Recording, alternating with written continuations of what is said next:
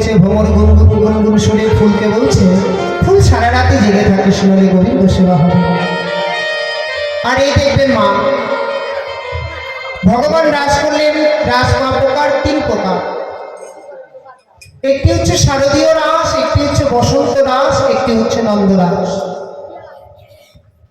আমরা অষ্টকালে লীলার মধ্যে আমি ওই যত কীর্তনীয়রা আছে যেটা পরিবেশন করে, এটা শারদীয় রাস। শরৎকালে ব্রজগোপীদের মনোবৃত্তি পূর্ণ করবার জন্য, কন্দর্প মদনের অহংকার চূর্ণ করবার জন্য। আরেকটি কারণ আছে ভগবান কেন রাস লীলা করলেন, 3টি কারণের জন্য তিনি করলেন, আমি বলবো। এই 3টি কারণ, প্রথম কারণ কি না কন্দর্প মদনের অহংকার চূর্ণ, দ্বিতীয় হচ্ছে গোপীদের মনোবাসনা পূর্ণ, আর 3 নম্বর কারণটি আমরা লীলার মধ্যে প্রবেশ করে মধ্যকালে একটি মহারাসের পথ আস্বাদন করে সেটাকে আমরা আস্বাদন করব। তাই ভগবান 3 প্রকার রাস করলেন। শরৎকালে যেটা করলেন শারদীয় রাস, বসন্তকালে করলেন বসন্ত রাস, এবং নন্দ মহারাজের ঘরে একদিন রাস করলেন, সেটি হচ্ছে নন্দ রাস। তাই শরৎকালের রাস, এই যে শরৎকাল যখন দুর্গাপুজো হয় তখন কিন্তু শরৎকাল, তখন কিন্তু অল্প অল্প ঠান্ডা পড়ে যায়, পড়ে কিনা অল্প অল্প পড়ে যায়। ভোরবেলায় যদি ওঠেন দেখবেন গাছের পাতার মধ্যে ছোট ছোট জানা কুয়াশার জলবিন্দু বসে বসে আছে টুক টুক ধারণ করে।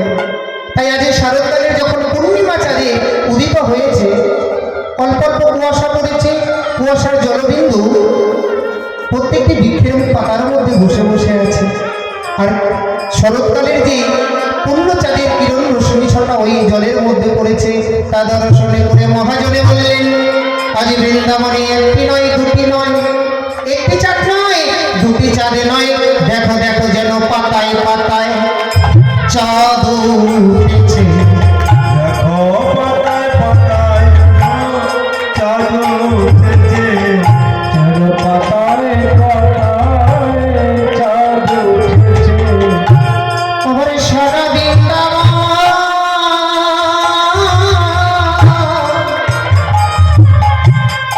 আলো রে, যেন পাতায় পাতায় চাঁদ উঠেছে।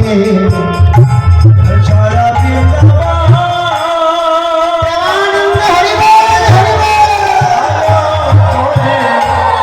যেন পাতায় পাতায় চাঁদ উঠেছে, সারা বৃন্দাবন আলো পাতায় পাতায় চাঁদ উঠেছে। সারা বৃন্দাবন আলো করে গাছের পাতায় পাতায় চাঁদ উঠেছে, একটি দুটি নয়, 24.5টি চন্দ্র উঠেছে।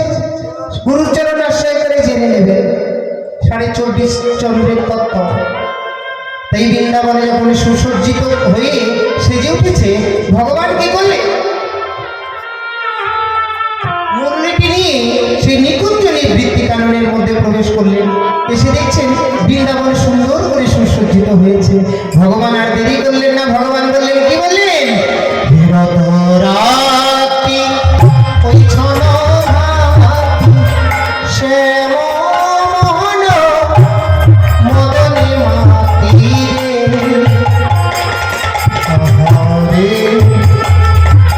আহারে আহারে। আজ ভগবান মদনকে বহিন করবে প্রেমানন্দের ধ্বনি। ওই ছন ভাতি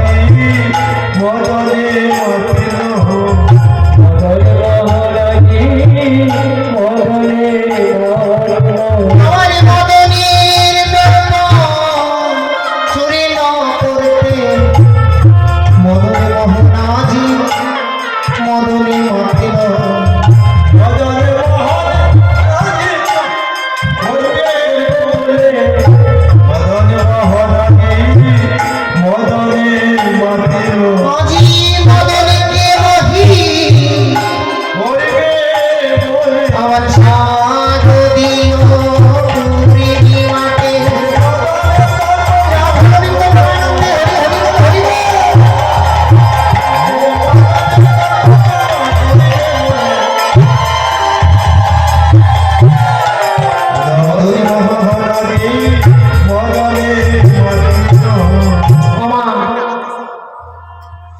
হেরো তো রাতি ওই ছোট ভাতি শ্যাম মোহন মদনে মাতি।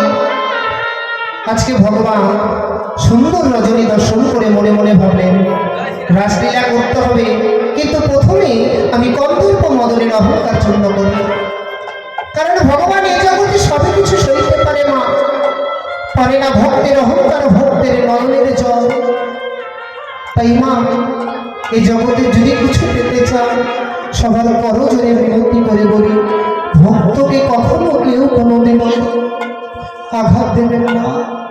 জানবেন না কে ভক্ত, তিলক নেই, মালা নেই, তবু তিনি একজন ভক্ত। ভগবানে বলে যিনি তিলক মালাও পড়তে পারে না, যারা পড়ে ভালো কথা, যারা পড়তে পারে না, যাদের এই জাগতিক জগতের দামি আপনি নৈবেদ্য ছাড়া কখনো দেবার মতো ক্ষমতা নেই, যারা হৃদয়ে কৃষ্ণ প্রেম অনুরাগে সোপান তৈরি করে নয়নের জলে তুলসী পত্র দিয়ে বলে দয়া এই জগতে তোমাকে দেবার মতো কিচ্ছু নেই।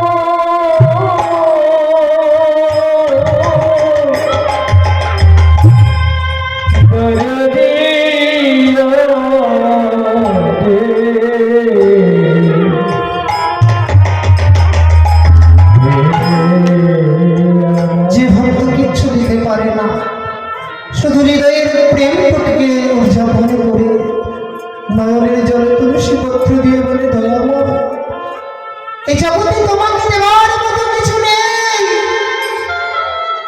তোমার বাড়ি, তোমার গাড়ি, তোমার সম্পদে, তোমার ধন, তোমার দেহটাও তো তোমার। এই বলে যদি কোনো ভক্ত নিজের প্রাণকে অজান্তে হলেও আমার ভগবানের চরণে সঁপে দেয়, তিনি হলো ভক্ত। তাই বাবা, ভগবানের সবই কিছু সইতে পারে, ভক্তের অহংকার, ভক্তের নয়নের জল আর ভক্তের অপমান, ভক্তের দুঃখ কষ্ট সইতে পারে না। তাই তো বাবা, ভগবান ভক্তকে ভালোবাসেন বলে, ভক্তের অহংকার হবেন বলে ভক্তকে পরিপূর্ণ দেয় না। দৃষ্টান্ত, ভগবান সুন্দর ময়ূরকে রূপ দিলেন, কণ্ঠ দিলেন না। কণ্ঠ দিলেন কোকিলকে, কোকিলকে রূপ শান্তি দিলেন না। কোকিল বাসা তৈরি করতে পারে না, অন্য পক্ষীর বাসায় ডিম পোষণ করে। তাই ময়ূরকে সুন্দর রূপ দিলেন, কণ্ঠ দিলেন না। কণ্ঠ দিলেন কোকিলকে, কোকিলকে শান্তি দিলেন না, রূপ দিলেন না। শান্তি দিলেন আমাদের মতো মানুষকে, কিন্তু আমাদের সন্তুষ্ট দিলেন না। সন্তুষ্ট দিল প্রকৃত সাধুকে, কিন্তু সাধুকে আপনি বলে কোনো ভর দিলেন না। তাই মা, ভগবান এই জগতে যদি সম্মান করতে না পারো, আঘাত দিও না, জানো না কার মধ্যে কি আছে।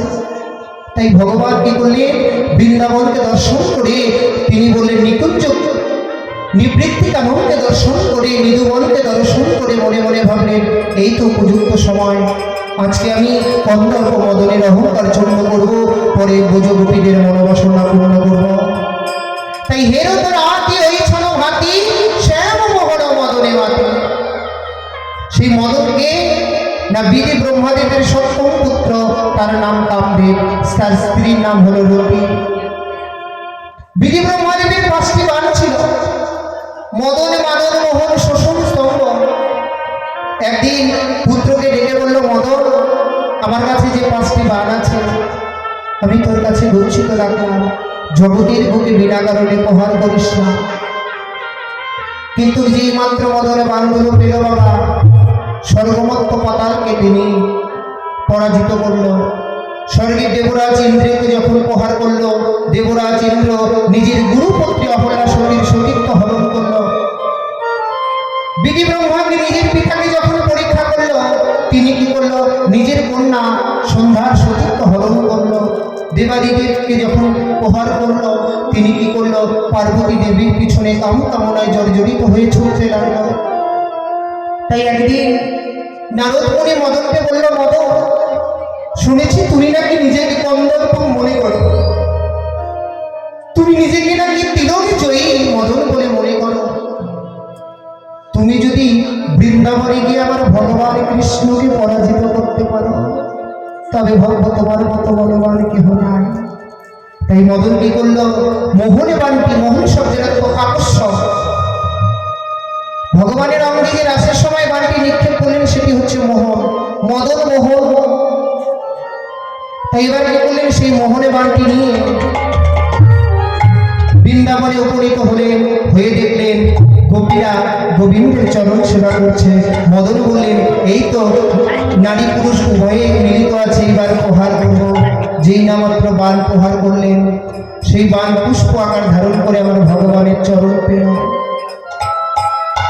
তখনই গোপীরা বলছে, মদন, তুমি ভুল করছো। তুমি জানো না মদন, এই জগতে যদি কারো দেহ থাকে, দেহের মধ্যে বান প্রহার করলে কামনা বাসনা বাড়ে।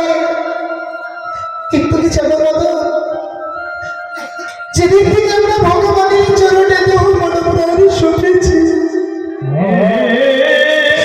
যেদিন থেকে ওই কৃষ্ণকে আপনার বুদ্ধি রূপে ভালোবেসেছি, যেদিন ওই কৃষ্ণ বিনয়ের জ্বালায় আগুনে আমরা ঝাঁপে দিয়েছি, আমাদের দেহটা যে পুড়ে ভস্মীভূত হলো। আমাদের দেহ যে আর দেহ নেই, আমাদের দেহ যে আত্মা হয়েছে, আর জীব আত্মা পরমাত্মা মিলিত হয়ে গেছে। আত্মায় বান নিক্ষেপ করলে তো কামিনী বাড়বে না, কামনা বাসনা বাড়বে না। কি হবে না? প্রেম তরঙ্গ বেড়ে যাবে কন্দর্প মদনের অহংকার জন্য। সবকিছু প্রভু চরণে দিয়ে বললো, দয়াময় ক্ষমা করো। ভগবান বললেন, তোমায় আমি এখনই পরাজিত করতে পারতাম মদন, কিন্তু তুমি যদি না থাকো জগৎ সৃষ্টি হবে না, কামের প্রয়োজন, কাম ছাড়া প্রেম হবে না। তাই আমি তোমাকে ছেড়ে দিলাম। তবে শোনো, তুমি সব জায়গায় গিয়ে বান প্রহার করবে বটে, কিন্তু আমার যারা অন্তরঙ্গ ভক্ত, যারা গুরুচরণ আশ্রয় করে কাম বিষ্কাম গায়ত্রীর ভজন করে, তাদের কাছে যেও না, তবে তুমি তাদের কাছে বশীভূত হয়ে যাবে। এবার গন্ধর্ব মদন অহংকার চূর্ণ করে আমার প্রভুর চরণে সবে কিছু দিল, মদনের অহংকারে চূর্ণ হলো। এবার প্রভু আমার কি করলো? মোহনে মুরলী হাতে নিয়ে বলি, আজি মুরলী প্রদান পঞ্চম মুতাম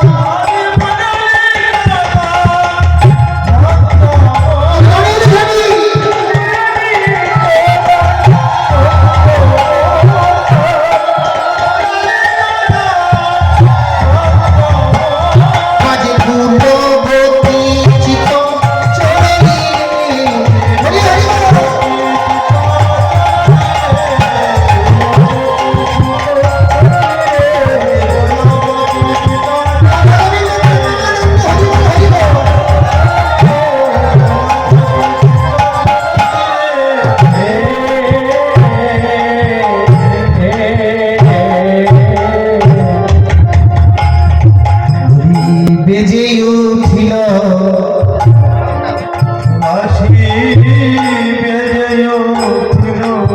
গোপীর প্রাণে বাজিল না, প্রাণে বাজিল বাজানো বলে বাঁশি বেজে উঠিল।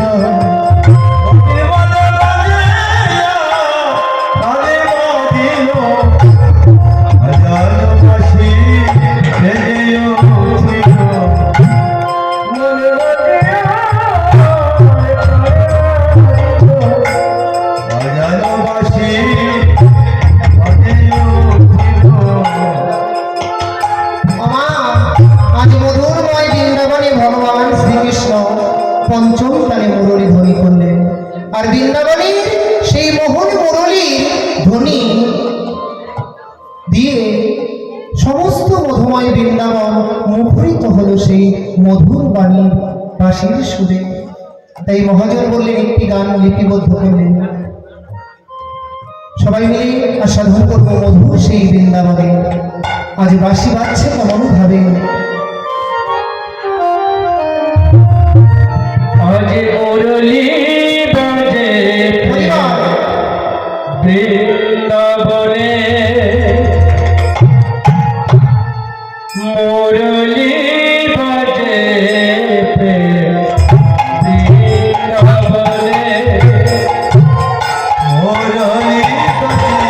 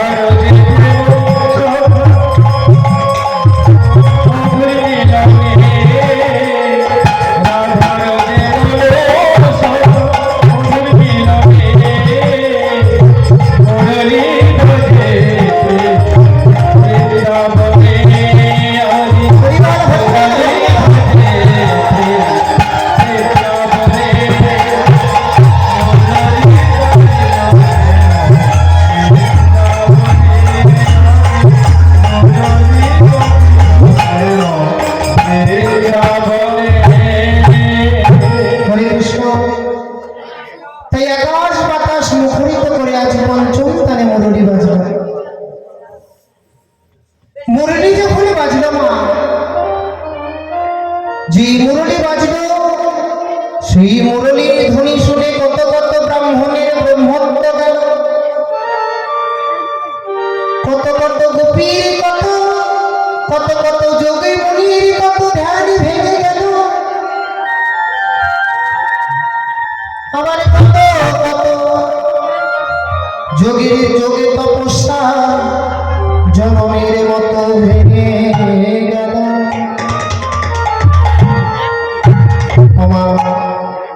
যেই মাত্র ভগবান মুরলী ধ্বনি করলেন, সেই মুরলী ধ্বনি শ্রবণ করে ব্রাহ্মণের ব্রহ্মত্ব গেল, কত মরা গাছে ফুল ফুটিল, কত যোগী মুনির ধ্যান তপস্যা ভেঙে গেল। আর ভগবান কি করলো?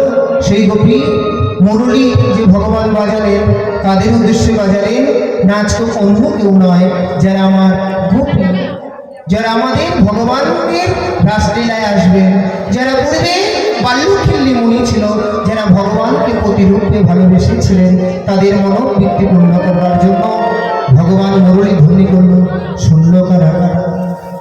শুনো তো শুনো তো গোপী মনহি মনহি আপনা শরীরে আহারে আহারে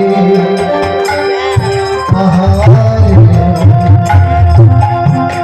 শুনো তো গোপী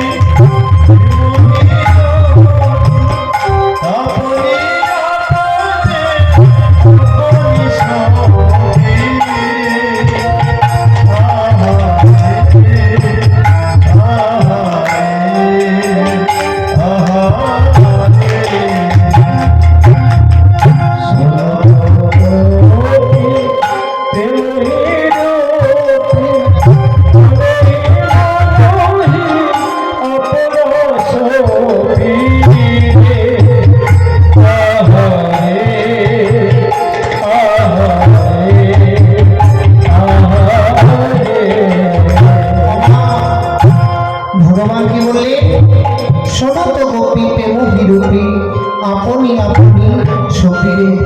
যেই মাত্র ভগবান মোহন মুরলী ধ্বনি করলেন, সেই মোহন মুরলী ধ্বনি শুনে কি আর প্রেমরূপী ঘন গোপীগণ ঘরে থাকতে পারে?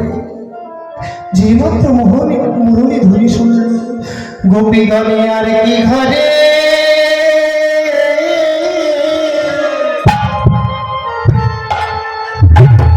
বলি আর কি থাকিতে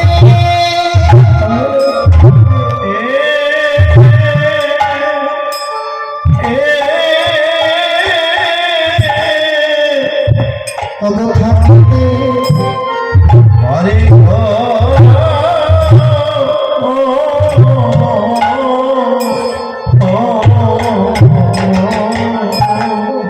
গোপিয়ার কি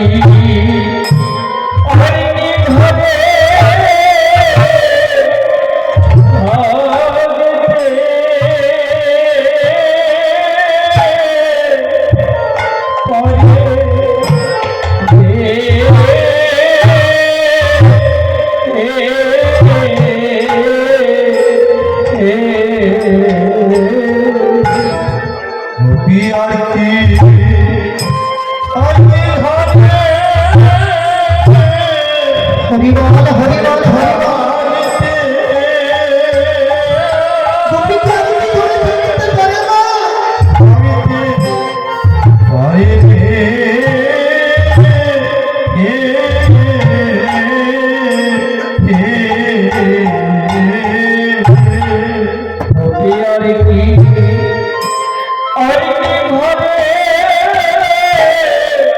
হরি বল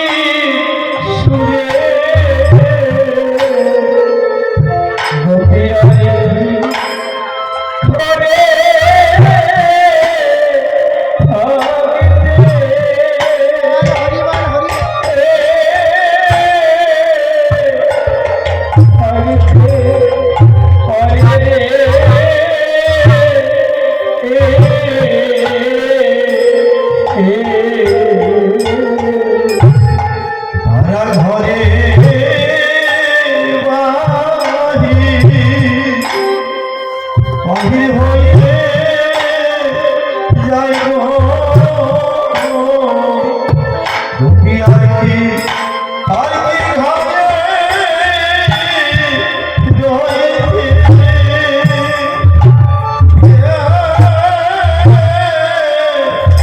আর হইতে পারে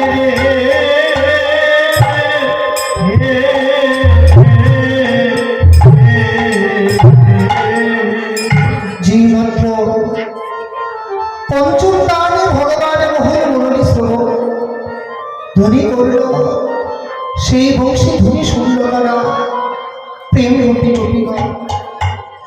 তখনই কোনো কোনো গোপী প্রতিসজ্জায় সজ্জিত, কোনো কোনো গোপী শ্রী শ্রী রামের চলে বক্ষ ভাসিয়ে যাচ্ছে,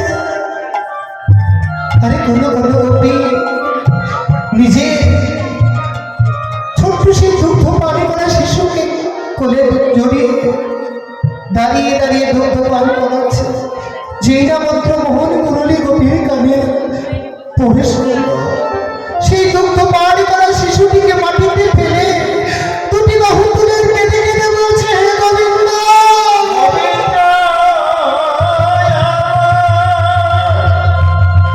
হে প্রাণে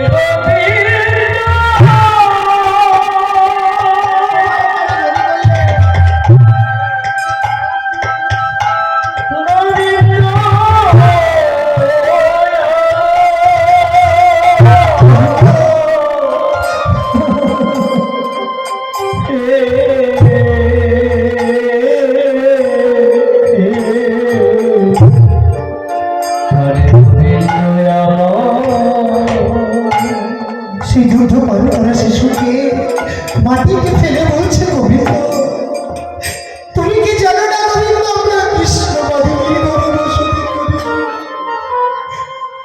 আমরা যে কৃষ্ণ বহির্মুখী জীবের ঘরে বসতি করি, আমাদের যে ঘরে উজালা বাইরে উজালা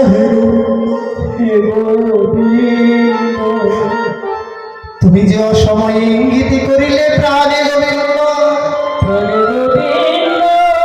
বলো বলো কেমন করে তোমার কাছে যাব,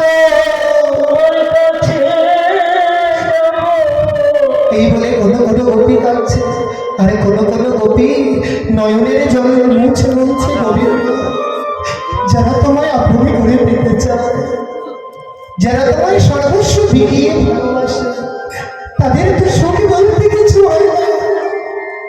যেন গোবিন্দ এই জগতে যে যত তোমায় ভালোবাসে, তারা নয়নে চলে মুখে বসে সারা জীবনে কৃষ্ণ বলে গাবিত। তাই তোমায় পাই বা না পাই তাতে দুঃখ নাই, তোমায় পেতে গেলে যদি আমাদের কৃষ্ণ বলে কাঁদিতে হয়, সেই কাদাওকে আমরা মেনে নিতে পারবো।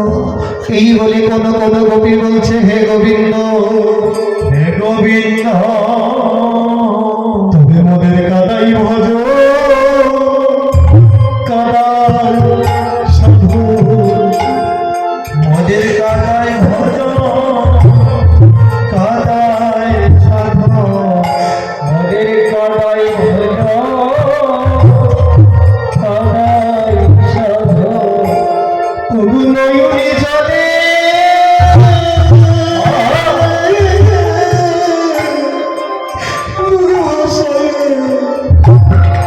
মোদের কাদাই ভজ কাদাই সাধু মোদের দয়া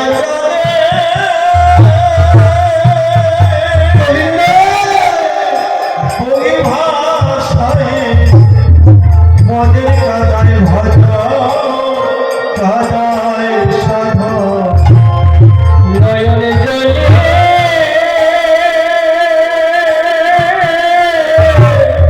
ভোগে ভাষায় কাদায় ভজ কাদায় সাধু মোদের দয়া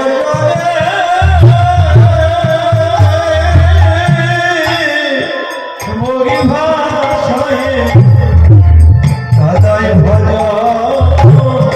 কাদায় সাধু এই বলে কোনো কোনো গোপী কাছে মা, আরে কোনো কোনো গোপী গোপীর নাম হলো সুচিত্রা, তার পতি হলো বিরোচন। যেই মাত্র মোহন মুরলী কর্ণে প্রবেশ করেছে, পতির পাশ থেকে উঠে সুচিত্রা বেরিয়ে যাবে। অমনি বিরোচন হাতটি টেনে বলছে, এই কলঙ্কিনী, এইগুলোটা এত রজনীতে কোথায় যাচ্ছিস বল? সুচিত্রা বললেন, স্বামী গো, আজকে যখন তোমার কাছে আমি হাতে হাতেই ধরা পড়েছি, তোমায় গোপন করে কি হবে বলো?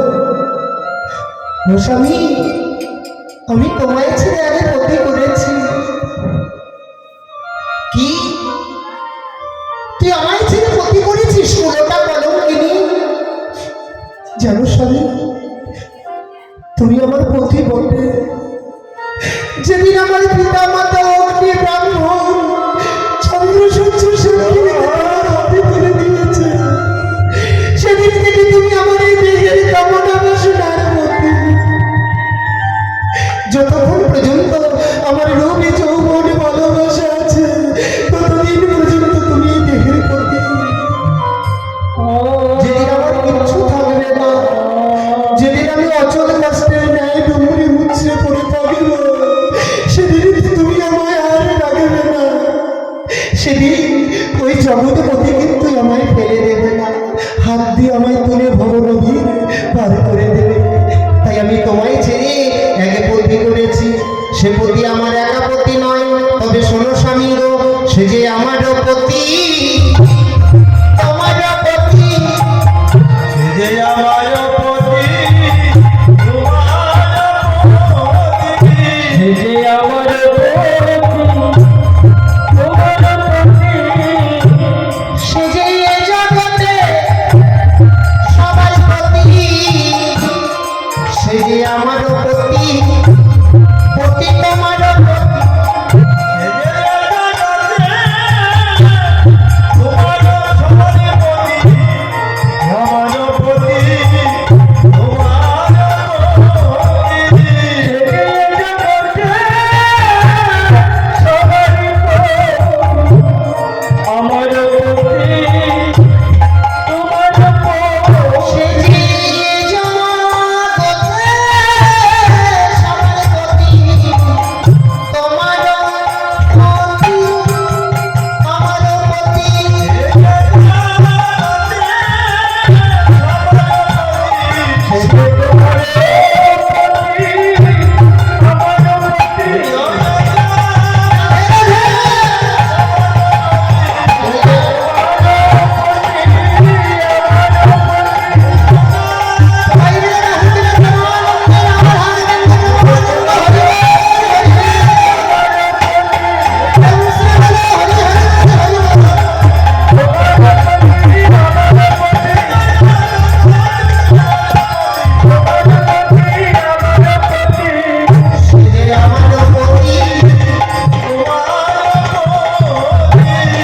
এই বলে শুনে এক গোপীর পতিতারে করেতে বান্ধিল, কৃষ্ণ অনুরাগে গোপী পরাণ বেজিল।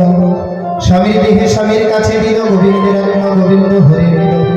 এই বলে কোন গোপী কি করছে গো মা, কি করছে? গোবিন্দের কাছে যাবে বলে চরণের নুপুর গলায় দিচ্ছে, গলার গজমতি হার চরণে দিচ্ছে, নয়নের কাজল চরণে দিচ্ছে, চরণের আলতা নয়নে দিচ্ছে। এই বলে কোন গোপী কি করছে, কেমন ভাবে যাচ্ছে গো মা? সজন ছাড়িয়া গোপী কাননে ভাইরে, আহা কাননেতে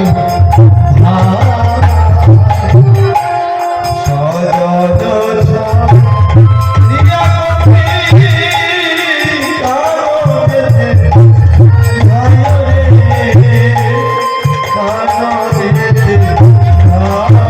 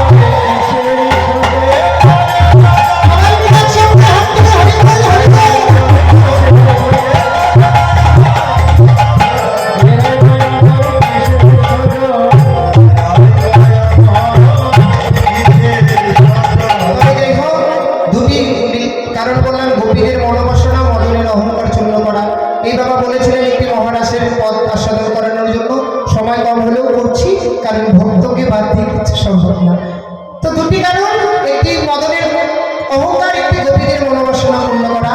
আরেকটি কারণ কি তবে শুনুন এই পথের মধ্যে দিয়ে মহারাজের পথ। নবীন কাম